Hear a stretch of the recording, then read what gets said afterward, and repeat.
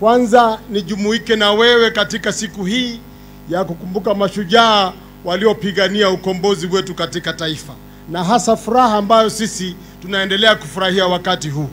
Tunasema ni asante.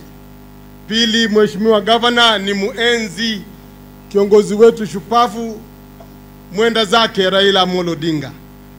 Mheshimiwa Gavana, hapo jana na juzi tulikuwa pamoja nayo tukisindikisha kule Bondo, ukienda shujaa vile navozikwa.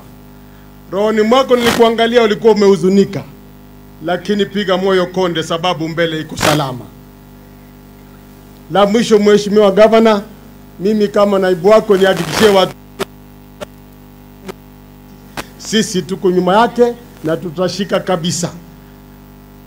Boigo mubwate bibande ntogo twara tubwate ryogirigiya onye ntubwate kura kiraroro. Mheshimiwa Gavana, juzi tu nimesema kwenye gazeti njeno motongo some sabu sana, Nyamira wameshika kura watu 18. Mheshimiwa, Kisii hapa mumeshika watu 26. Sasa mambo gani haya?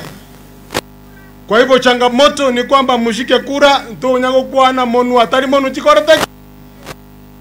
Kwa hayo machache Mheshimiwa, nisipoteze wakati, kwa heshima kubwa niulize wale wako ndani humo kwenye hema na wale tusimame tukualike ukuje uhutubie watu wako. Karibu ya Excellency.